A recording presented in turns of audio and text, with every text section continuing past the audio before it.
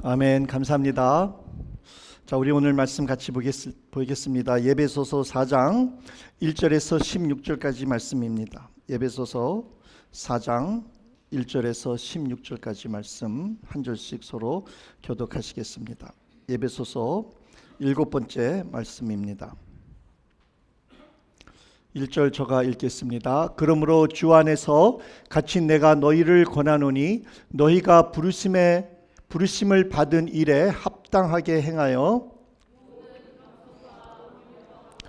오래 참음으로 사랑 가운데서 서로 용납하고 평안에 매는 줄로 성령이 하나 되게 하신 것을 힘써 지키라.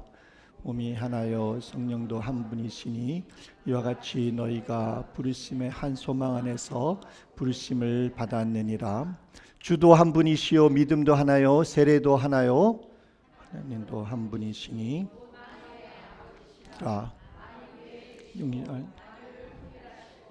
만유 가운데 계시도다. 우리 각 사람에게 그리스도의 선물의 분량대로 은혜를 주셨나니 그러므로 이르기를 그가 위로 올라가셨을 때에 사로잡혔다는 자를 사로잡으시고 사람들에게 선물을 주셨다 하였도다. 올라가셨다 하였은즉 땅 아래 낮은 곳으로 내리셨던 것이 아니면 무엇이냐? 내리셨던 그가 곧 모든 하늘 위에 오르신 자니 이는 만물을 충만하게 하려 하심이라. 그가 어떤 사람은 사도로, 어떤 사람은 선지자로, 어떤 사람은 복음 전하는 자로, 어떤 사람은 목사와 교사로 삼으셨으니 성도를 온전하게 하여 봉사의 일을 하게 하며 그리스도의 몸을 세우려 하시니라. 우리가 다 하나님의 아들을 믿는 것과 아는 일에 하나가 되어 온전한 사람을 이루어 그리스도의 장성한 분량이 충만한 데까지 이르리니 이는 우리가 이제부터 어린아이와 되지 아니하고 사람의 속임수와 간사한 유혹에 빠져 온갖 교훈의 풍조에 밀려 요동하지 않게 하려 함이라. 오직 사랑 안에서 참된 것을 하여 범사에 그에게까지 자랄지라. 그는 머리니 곧 그리스도라. 그에게서 온몸이 각 마디를 통하여 도움을 받음으로 연결되고 결합되어 각 지체의 분량대로 역사하여 그 몸을 자라게 하며 사랑 안에서 스스로 세우느니라. 아멘. 아멘.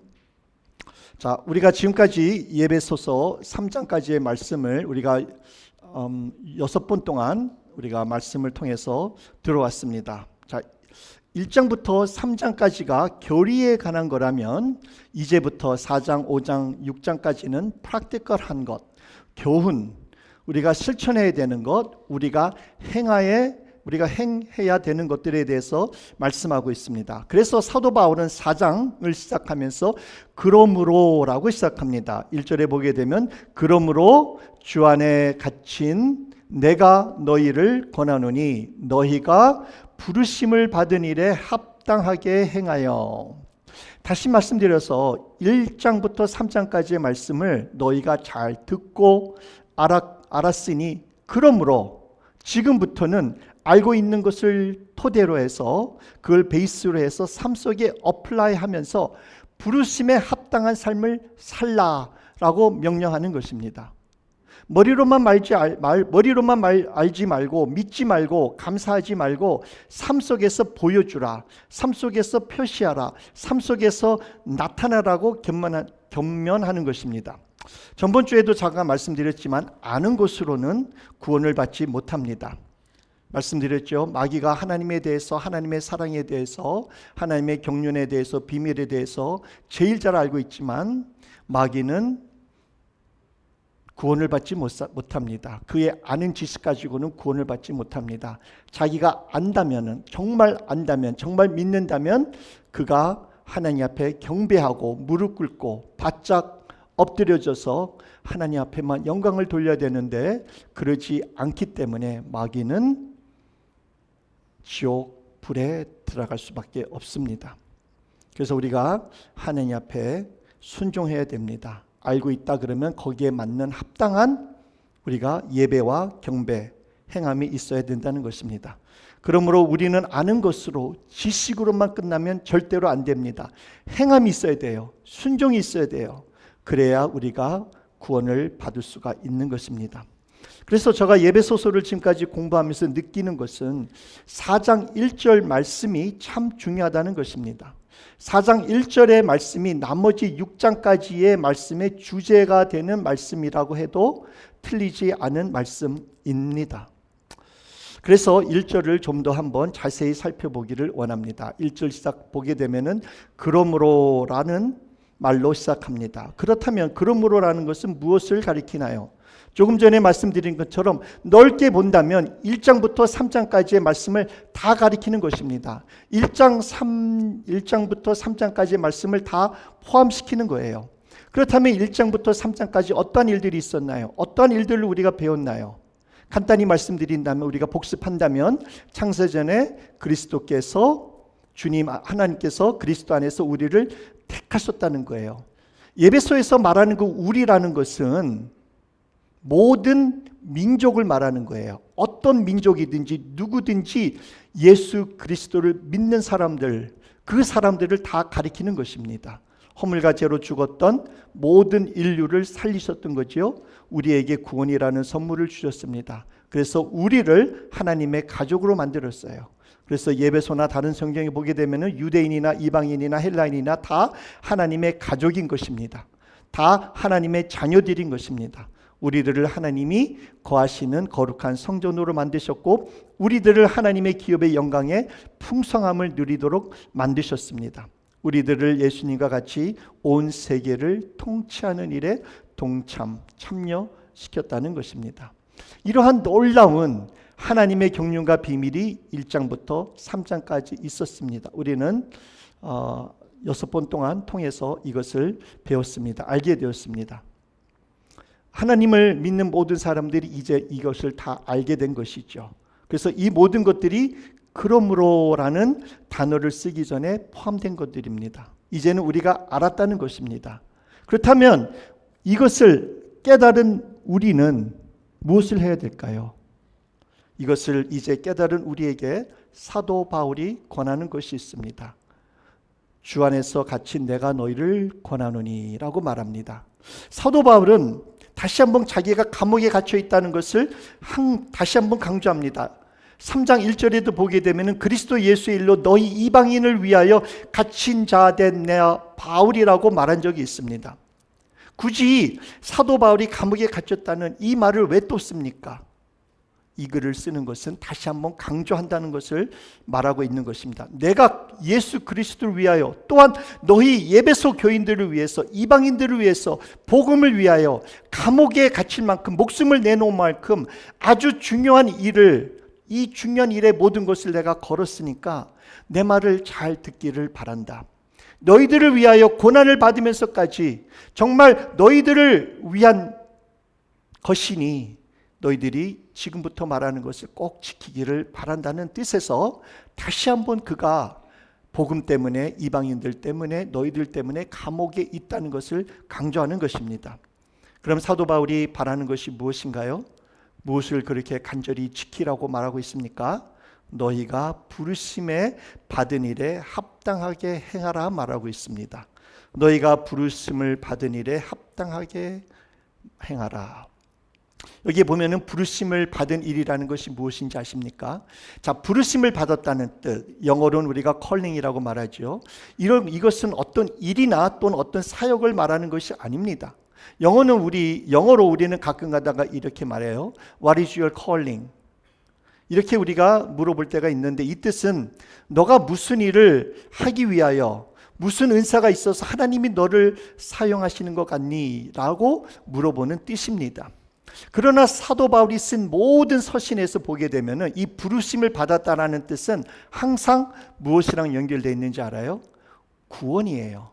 구원받은 사람들을 항상 가리켜서 부르심을 받았다라는 것입니다. 많은 사람들 가운데 구원받은 사람들을 가리키는 것이 바로 부르심을 받았다는 거예요.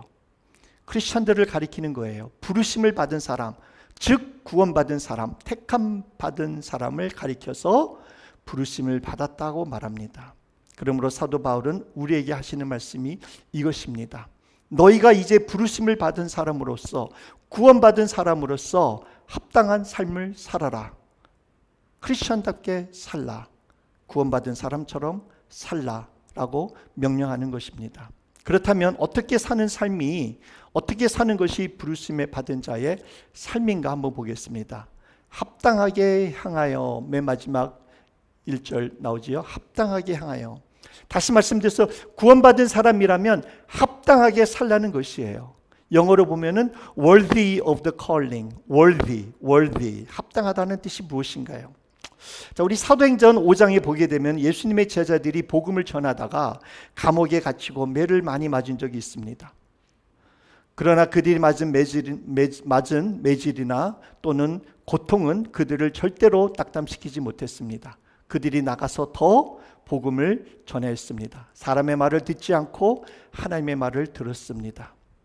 반대로 예수님의 제자들은 예수님의 이름을 위하여 능력받는 것을, 그 능력받을 자격이 있는 자라고 하나님께서 인정해 주셨다는 그 생각에 너무나 감사하고 기쁨이 넘쳤던 거예요.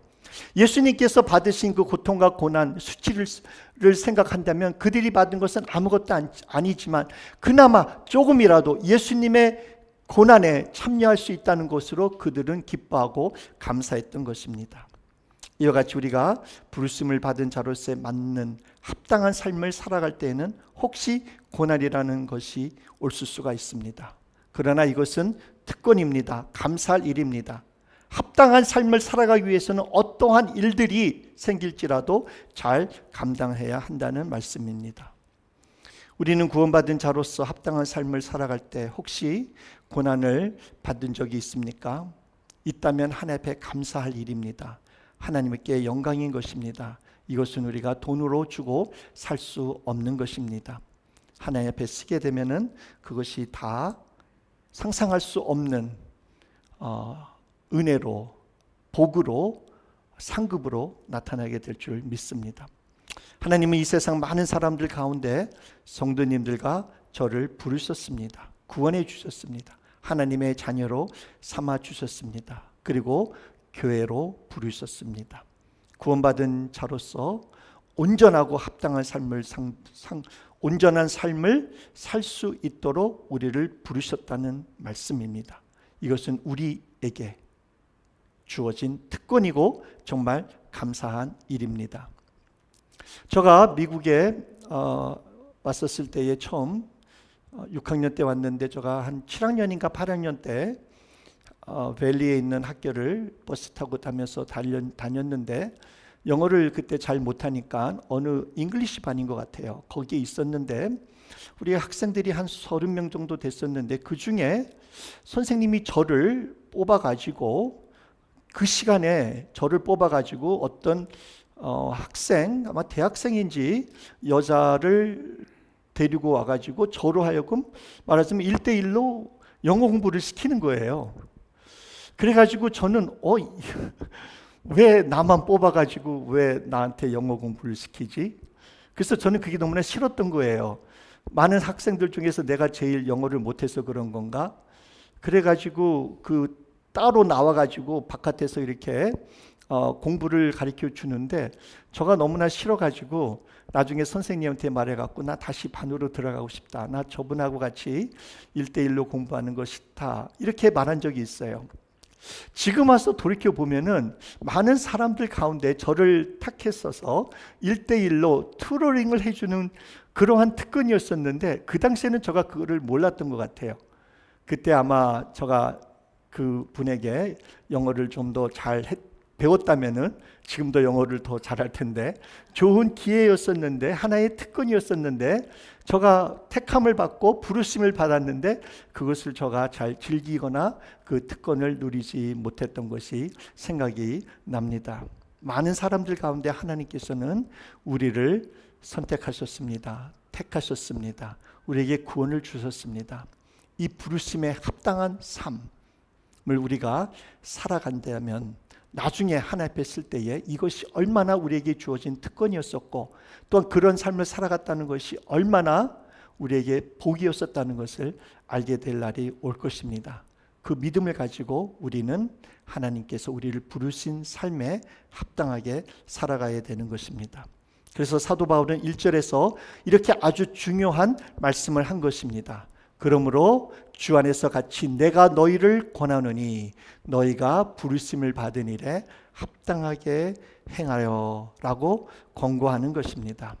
우리가 신앙생활할 때 이 말씀을 항상 생각하고 또다시 생각해야 합니다. 우리를 부르신 이유를 생각하며 어떠한 삶을 살아야 하는지 항상 고민하면서 잘 감당해야 한다는 것입니다. 그럼 사도 바울은 부르심을 받은 우리들이 해야 될 첫 의무가 무엇이라고 말하는지 한번 살펴보겠습니다. 부르심을 받은 우리가 합당하게 행하여 하는 일이 무엇인가 살펴보겠습니다. 오늘 우리가 읽은 말씀을 보게 되면 세 가지가 나옵니다. 첫째는 교회의 하나됨, unity of the church라고 말할 수 있겠죠. 두 번째는 교회의 다양성, diversity in the life of the church. 세 번째는 교회의 성장함, maturity. 그죠? 우리가 교회 안에서 mature 되는 것이 오늘 말씀에 나오고 있습니다. 자, 첫 번째 교회의 하나됨에 대해서 말씀하겠습니다. 사도 바울은 우리들이 성령께서 하나 되게 하신 것을 힘써 지키라고 권면합니다. 2절부터 3절까지의 말씀이에요. 모든 겸손과 온유로 하고 오래 참음으로 사랑 가운데서 서로 용납하고 평안에 매는 줄로 성령이 하나 되게 하신 것을 힘써 지키라. 자, 이 힘써 지키라는 것은 강한 명령이에요. 교회는 하나입니다. 그러나 하나가 된 교회가 하나됨을 지키는 것이 절대 그렇게 쉬운 것이 아닙니다. 어렵기 때문에 사도 바울은 너희가 하나 된 것을 힘써 지키라. 가만히 있어서 되는 일이 아니다. 가만히 있게 되면은 무너진다, 넘어진다, 파괴된다. 그렇기 때문에 지키라. 우리가 여러 가지 장벽이 있고 어려움이 있고 온갖 종류의 장애물이 있을 것이다. 마귀가 가만히 두지 않을 것이다. 그러니 힘써 지키라. 하나 됐다. 하나됨을 끝까지 지키라 라고 말하고 있는 것입니다. 그러므로 우리의 노력이 무척 필요하다는 것입니다. 온 교회가 각자가 최선을 다해서 하나됨을 지키라는 것입니다. 그렇다면 어떻게 우리의 하나됨을 지키고 유지할 수 있을까요? 오늘 말씀에 보게 되면 평안의 띠를 통해서 할 수 있다는 것입니다. 즉 평안은 교회를 하나로 묶는 밧줄과 같은 역할을 한다는 것입니다. 그러나 우리가 확실하게 알아야 될 것은 평화가 목표가 아니라는 것입니다. 평화는 수단이에요. 우리의 목적은 평화를 통하여 교회의 하나됨을 지키는 것입니다. 우리는 자주 이런 표현을 쓸 때가 있어요. 좋은 것이 좋으니까. 그런 말씀 쓰시죠. 저도 가끔 가다가 쓸 때가 있습니다. 좋은 것이 좋으니까. 다시 말씀드려서 다투기 싫으니까. 싸워봤자 무슨 소용이 있겠는가. 그냥 평화를 위하여 그냥 가만히 있자라는 뜻이 아닌가요? 그러나 교회의 목적이 단순히 평화를 유지하는 것이라면 우리 교회는 다른 사회 단체와 다를 것이 없다는 것입니다. 그냥 소셜 클럽과 같은 것입니다. 그러나 교회는 그럴 수가 없습니다. 부르심을 받은 우리들이 합당하게 마땅하게 행해야 하는 것은 교회의 하나됨을 지키는 것입니다. 우리 안에 성령의 하나됨이 있다면 평화가 화평이 당연히 있을 것입니다. 그러나 평화가 있다고 해서 성령의 하나됨이 있다고는 말할 수는 없습니다. 다시 말씀드리지만 우리들이 교회가 추구해야 할 것은 성령의 힘으로 하나된 우리 교회를 하나되도록 계속 지키는 것입니다. 정말 우리 하나님이 간절히 바라는 것입니다. 우리 예수님께서 십자가에 돌아가시 전 간절히 하나님 앞에 부르짖고 기도했던 것이 바로 이런 기도였습니다. 하나님이 예수님과 같이 하나된 것처럼 주님께서 부르신 제자들이 그리고 앞으로 올 제자들이 교회가 하나 되게 하옵소서. 간절히 주님께서 부르짖었던 것입니다. 그러므로 우리는 교회를 하나로 묶는 밧줄과 같은 역할을 하는 평화를 통해서 평화를 사용해서 우리의 하나됨을 지켜야 되는 것입니다. 예를 들어서 우리들 가운데 교회 사이에 갈등이 일어날 수가 있습니다. 우리는 성령이 하나된 것을, 하나되게 한 것을, 교회를 지키기 위해서 우리 각 자신의 육신의 모습들을 죽이고 그리스도의 성품으로 모든 것을 대처하고 이겨야 한다는 것입니다. 그렇기 때문에 2절 말씀처럼 모든 겸손과 온유로 하고 오래 참음으로 사랑 가운데서 서로 용납하라는 것입니다. 이런 것들이 바로 평화의 구체적인 도구인 것입니다. 여기에 나오는 이 말씀, 겸손, 온유, 오래 참음, 사랑, 서로 용납하는 것, 누구의 마음이지요? 누구의 성품이지요? 우리 주 예수 그리스도의 마음과 성품이 아닙니까? 다시 말씀드려서 우리 주 예수 그리스도의 마음으로 우리가 서로 대할 때, 이러한 화평의 도구로 우리가 서로 대할 때 우리 교회는 성령으로 하나 된 것을 끝까지 지키게 될 줄 믿습니다. 시간이 없어서 다 말씀드리지 못하지만 우리가 서로 대할 때 모든 겸손과 온유와 오래 참음과 사랑 가운데 서로 용납하고 받아준다면 우리는 우리의 하나됨을 지킬 수 있는 줄 믿습니다. 더 나아가서 사도 바울은 오늘 본문에서 우리가 하나됨을 지키는 이유를 신학적 배경을 두고, 신학적 기초를 두고 설명하고 있습니다. 7가지가 나와요. 4절에서 6절에 나옵니다. 하나님께서 좋아하는 숫자 중에 7이라는 숫자를 하나님께서 좋아하십니다.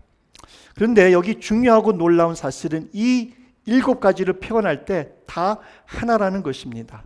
다시 말씀드려서 우리 하나님은 7자라는 숫자도 좋아하시지만 제일 좋아하는 숫자는 뭐예요? 하나라는 것을 우리 하나님께서는 제일 좋아하시는 것 같아요. 하나. 우리 한국 사람들이 좋아하는 단어 중에 우리는 우리라는 말을 좋아하잖아요. 우리도 하나라는 말 아닌가요, 혹시? 우리 교회, 우리 남편, 우리 아내, 우리 자녀, 우리라는 말, 어떻게 보면 그것이 하나라는 말이 아닌가 생각이 됩니다. 여기 보게 되면은 하나님도 한 분, 주 예수 그리스도 한 분, 성령님도 한 분, 삼위일체 되시는 하나님 한 분 말씀하고 있죠. 그리고 몸도 하나, 소망도 하나, 믿음도 하나, 세례도 하나. 성부, 성자, 성령님이 하나이신 것처럼 우리들도, 우리 교회도 하나이어야 한다는 것입니다. 하나이신 하나님과 온전한 교제를 우리가 이루어지려면 그 상대인 우리도 하나가 되어야 된다는 것을 말씀하고 있는 것입니다. 다시 말씀드려서 우리가 하나님을 만나려면, 우리가 하나님 앞에 온전히 나아가려면 우리도 하나가 되어야 하는 것입니다. 우리가 하나 되지 못하고 분리된 상태에서는 하나님을 만날 수가 없습니다. 그렇기 때문에 성경이 그토록 하나됨을 강조하는 것입니다. 다시 한번 우리 사랑하는 성도님들에게 말씀드리지만 하나님이 한 분이시기 때문에 교회도 하나이어야 하는 것입니다. 한 분이신 하나님을 나눌 수 없는 것처럼 하나인 교회를 나눌 수가 없습니다. 그래서 사랑하는 성도님, 저와 그리고 우리 목요일 기도하시는 분들이 항상 기도하는 것이 있다면 우리가 다 하나됨을 지키는 것입니다. 하나됨을 방해하는 모든 요소들, 예를 들어서 시기나 질투나 투기나 미움이나 교만함이나 오래 참지 못함이나 나태함이나 수근수근거리는 거라든지 그 외에 다른 것들이 우리 주 나사렛 예수의 이름으로 다 물러나가도록 기도하는 것입니다. 우리의 싸움이 혈과 육이 아니기 때문에 마귀로부터 우리들을 보존해 달라고 하나님 앞에 간절히 기도하는 것입니다. 교회는 홀리한 것입니다. 그리스도의 보혈의 피로 사신 하나님의 몸입니다. 그렇기 때문에 우리는 이 교회를 위해서, 보존하기 위해서 하나됨을 지켜야 되는 것입니다. 그러므로 부르심을 받은 우리가 합당하게 행해야 되는 첫 번째 일은 성령께서 하나 되게 하신 것을 힘써 지키라라는 것입니다. 한번 옆에 계신 분들에게 한번 말씀하시길 바랍니다. 하나됨을 우리 힘써 지키십시다. 하나됨을 힘써 지키십시다. 정말 우리의 하나됨을 힘써 지키십시다. 정말 이 모든 일에 우리 모든 성도님 다 같이 동참하시길 주님의 이름으로 간절히 축원합니다. 두 번째로 교회의 다양성에 대해서 말하고 있습니다. diversity. 은사들이 다 다르지요. 교회 안에 이것이 다이버시티가 있는, 이것이 우리에게 유익이 있다는 것을 알라는 것입니다. 다시 말씀드려서 교회 안에 있는 여러 가지 다른 은사들을 가지신 분들이 있다는 것을 인정하라, 감사하라. 그 다양성 때문에 교회가 하나됨이 된다는 것을 알라라는 말씀입니다. 제가 잘 말씀드리겠습니다. 중요한 말씀이니 잘 들으시기 바랍니다. 지금까지는 아마 우리들이 많이 들어왔고 잘 아는 말씀이기 때문에 잘 우리가 어텐션을 못했을지라도 지금부터 한 번은 잘 들으시길 바랍니다. 자, 여기 7절에 보게 되면 우리 각 사람에게 라는 말로 시작합니다. 각 사람에게 라로 시작합니다. 지금까지는 하나라는 것을 강조했다면 7절부터는 각 사람에 초점을 둡니다. 그런데 언뜻 보기에 이러한 다양성은 사도 바울이 지금까지 강조한 하나됨과 모순되는 것처럼 보일 수 있습니다. 그러나 우리가 알아야 될 것은 이러한 다양성은 하나된 그리스도의 몸인 교회를 하나됨에 더욱더 도와준다는 거예요. 기여한다는 것이에요. 우리 주님께서 하늘로 올라가실 때에 우리 주님께서 교회에 여러 가지 은사를 주셨습니다. 특히 오늘 말씀해 보게 되면은 교회에 사도, 선지자, 복음 전하는 자, 목사, 교사의 은사를 주셨습니다. 그 주신 목적이 뭐라 그러죠? 성도를 온전하게 하여 봉사의 일을 하게 하며 그리스도의 몸을 세우려 하는 목적으로 이러한 자들을 주셨다고 교회에 말씀하고 있습니다. 다시 말씀드려서 이 복음 전하는 자들, 목사와 교사들은 성도들을 잘 이퀄립시켜서 잘 준비시키고 양육시켜서 그 성도님들이 가지고 계신 각자의 은사들을 교회를 위해서, 다른 성도님들을 위해서 교회를 세우는 일에, 즉 서로를 섬기고 온전하게 하는 일에 봉사하도록 서로 도우라는 것입니다. 서로 섬기도록 도와주라는 거예요. 잘 이해하셨나요? 더 잘 이해하시기 위해서는 우리가 8절 말씀을 봐야 됩니다. 참, 그리고 지금 이 시대에는 사도나 선지자의 역할을 하는 사람들이 있습니까? 어떤 사람은 나는 사도다, 나는 선지자다, 이런 사람들이 있으면은 그거는 비성경적이에요. 이단으로 취급해도 됩니다. 신학이 끝난 다음, 신학 세대가 끝난 다음부터는 없어진 것입니다. 그래서 누가 나는 사도다, 선지자라고 말하면 잘못된 거예요. 잘못 가리키는 겁니다. 우리가 말씀 안에서 온전히 서 있어야 분별력이 있는 것입니다. 나중에도 나오지만 어린아이들과 같이 우리가 몰라가지고 있다 왔다 갔다 흔들리면 안 된다는 것입니다. 자, 8절 말씀 우리 한번 다 같이 한번 읽겠습니다. 시작. 그러므로 이르기를 그가 위로 올라가실 때에 사로잡혔던 자들을 사로잡으시고 사람들에게 선물을 주셨다 하였도다.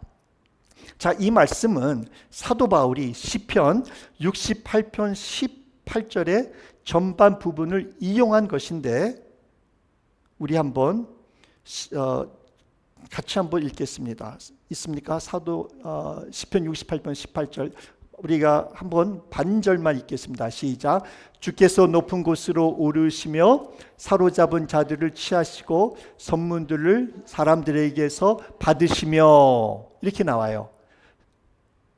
우리가 읽었던 예배소에서는 선물들을 주셨다 그랬는데 여기에는 선물들을 사람들에게 받으시며 라고 말을 하고 있습니다. 왜 사도 바울은 이 시편 말씀을 인용할 때에 좀 반대쪽으로 인용했나요? 사도 바울이 성경 말씀을 잘 몰라서 실수를 해서, 아니면은 본인이 하고 싶은 말에 맞추기 위해서 이렇게 받았다는 거하고 줬다는 거를 바꿔서 말한 건가요? 자, 시편 68편의 말씀은 이스라엘의 역사적 배경을 둔 시편입니다. 시편이 여러 종류가 있는데 이거는 히스토리컬한 시편이라고 말할 수 있어요. 저는 시편을 참 좋아하는데 특별히 이런 히스토리컬한 시편들을 좋아합니다. 하나님께서 이스라엘 백성들을 어떻게 애굽에서 또 광야에서 또 인도해 주셨다는 것을 시적으로 쓴 것을 통해서 하나님께서 이스라엘 백성들 같이 함께 하셨다는 그러한 시편적 시들을 여러 군데 있는데 저는 이것들을 좋아합니다. 오늘 이 시편 68편의 배경은 이런 거예요. 하나님이 전쟁터에서 예를 들어서 애굽이나 광야에서 싸워서 나가서 이겼습니다. 이겼을 때 사로잡은 자들을 취하시고 선물들을 사람들에게서 받으시며 다시 돌아가는 행렬하는 모습입니다. 자, 사도 바울은 예수님께서 죽음을 이기시고 승천하실 때 이 이미지를 상상했던 거예요. 주님께서 승리하시면서 하늘로 데리고 간 사람들이 누구지요? 주님께서 죽음에서 부활하시고 승천하시고 데리고 간 사람들이 누구라고 말할 수 있죠? 교회예요. 교회. 하나님께서는 교회를 데리고 간 거예요. 우리가 바로 예수님의 사로 잡힌 바 된 사람들입니다. 그리스도의 보혈로 우리를 산 것이에요. 주님께서 죽음에서 부활하시고 승천하실 때 우리를 하늘로 데리고 가신 거예요. 그러나 아직도 이 땅에 우리가 남아있기 때문에 아직 완전히 이루어진 것은 아닙니다. 그래서 몇 번 말씀드렸죠. Already but not yet. 이루어진 것이지만 아직 완전히 끝나지 않았다는 거예요. 그래서 주님께서는 7절 말씀에 우리 각 사람에게 그리스도의 선물의 분량대로 은혜를 나누어 주셨다는 것입니다. 그런 다음 우리를 교회라는 공동체에 이 땅에 보내주신 거예요. 이 땅에 남게 하신 것입니다. 이렇게 하나님이 우리를 택하시고 선택하시고 받으시고 다시 돌려주는 이야기가 구약에도 나와요. 어디에 나오는지 아십니까? 민수기에 나와요. 민수기에 나오는데 우리가 알다시피 하나님께서는 이스라엘 백성 중 특별히 레위인을 구별하셔서 택했습니다. 그리고 그들을 다시 이스라엘 회중에 보내셔서 그들로 하여금 하나님의 회막에서 성전에서 섬기는 사람들로 삼으셨습니다. 다시 말씀드려서 그들을 택하시고 택한 사람들을 다시 회중에게 보내주시는 거예요.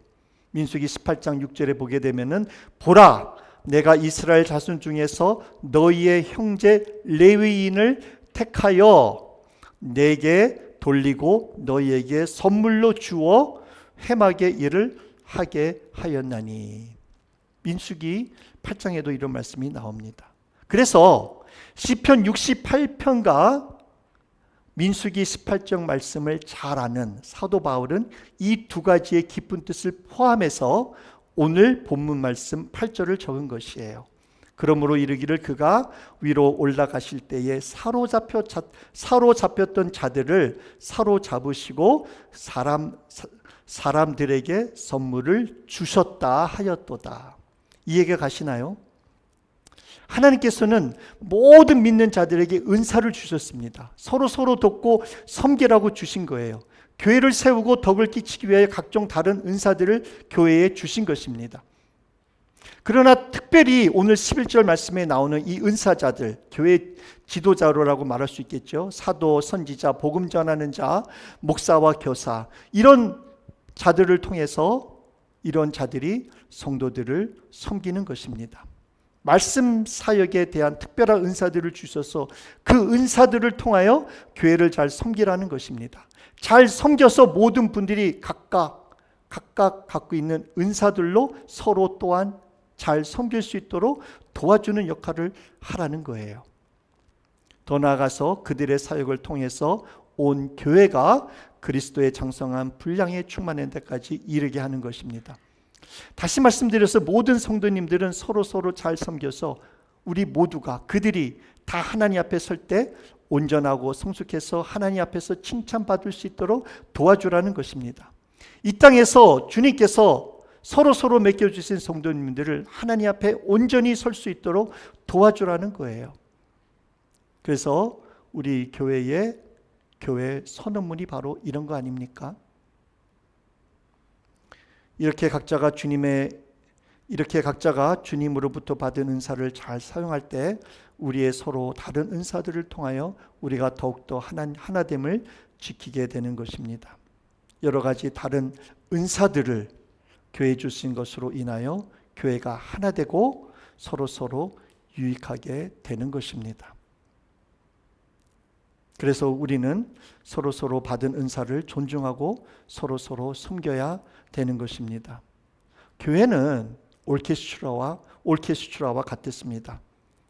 오케스트라는 아주 많은 악기가 그 안에 있습니다. 저마다 다른 소리를 냅니다. 그러나 한 가지 분명한 것은 각 악기를 맡은 사람들이 자기의 파트의 악보를 보면서 그리고 하면서 지휘자가 하는 대로 해야 됩니다. 그럴 때에 아름다운 하나의 조화를 이루는 소리로 오케스트라의 역할을 하는 것입니다. 교회도 마찬가지예요. 각자 다양한 은사를 가지고 있습니다. 각자의 은사를 교회의 주인이신 하나님, 교회의 머리 되신 예수님, 그리고 교회의 인도자가 되시는 성령님의 인도함에 따라 우리가 움직인다면 아름다운 조화를 이루게 되는 것입니다. 주님의 몸인 이 교회를 우리가 온전히 세운다는 것입니다. 그러므로 부르심을 받은 우리가 두 번째로 합당하게 행해야 하는 일은 교회를 위하여 서로 받은 은사들이 다르다는 것을 인정하고 감사하며 각자의 은사들로 서로 섬기는 것입니다. 마지막은 좀 짧습니다. 교회의 성장함에 대해서 말씀하고 있습니다. 13절에서 16절까지 나오는데 이 교회의 성장, 우리가 mature 되어야 된다는 거예요. 지금까지 말씀드린 것처럼 우리가 부르심을 받은 자로서 합당하게 살아갈 때 우리는 성장할 것입니다. 그렇죠? 교회는 성장합니다. 우리 모두가 다 온전한 사람을 이루어 그리스도의 장성한 분량이 충만한 데까지 이르게 될 것입니다. 그럴 때 또한 우리는 어린아이들과 같이 몰라서 또는 어린아이와 같이 어리석어서 사람의 속임수와 간사한 유혹에 빠져 온갖 교훈의 풍조에 밀려 요동하지 않게 될 것입니다. 제 아들이 이상하게 잠깐 이단 쪽에 빠질 뻔했습니다. 누구를 통해서 어떻게 알아가지고 온라인으로 이렇게 성경 공부를 하는 거예요. 근데 제가 이렇게 너무나 걔가 엑사이팅 되고 너무나 그냥 좋다고 하는 거예요. 그래서 저보고 들어보라고. 그래가지고 한번 제가 온라인으로 하는 클래스에 잠깐 들어가서 봤는데 이거는 신천지예요. 말하자면 그냥 심볼리즘을 통해서 그리고 예수님의 비유를 가지고 설명을 하는데 맨 처음에는 이제 그거는 나중에 가리키는 거고 처음에는 성경이 하나님의 말씀으로 온전하다, 완전하다. 그리고 성경은 무조건 믿어야 된다. 틀린 말씀 아니에요. 틀린 말씀으로 먼저 다 말을 하면 틀리지 않는 말씀으로 다 말하면서 나중에 계속해서 가리키는 것들이 이제 성경에 나오는 여러 가지 그 패러블들 그리고 심볼 가지고 이제 이야기를 한다는 거예요. 제가 이렇게 들어보니까 틀린 말은 아니지만은 처음에는 그러나 그것으로 인해서 나중에 자기네들이 설명하는 거, 해석하는 걸로 인해서 이단으로 이끌어가는 것을 제가 볼 수가 있었습니다. 그래서 거기서 절대로 하지 못하게 나오라 그리고 설명을 해드렸던 거지요. 그렇기 때문에 우리는 깨어 있어야 됩니다. 하나님의 말씀을 모르면 우리는 넘어질 수가 있습니다. 열심히 무엇인가 우리가 하려고 하면은 이단에 빠질 수가 있어요. 그렇기 때문에 우리가 다 조심해야 됩니다. 그리고 마지막으로 우리가 부르심을 받은 자로서 합당하게 살아갈 때 우리는 사랑 안에서 교회의 머리가 되시는 주님에게까지 자랄 것입니다. 다시 말씀드려서 교회를 향한 하나님의 가장 큰 소원은 우리 모든 성도님들이 하나님의 아들 우리 주 예수 그리스도 같이 되는 것입니다. 성숙한 성도님들이 되어서 주님의 성품을 나타내는 것이 우리 주님께서 간절히 바라는 것입니다.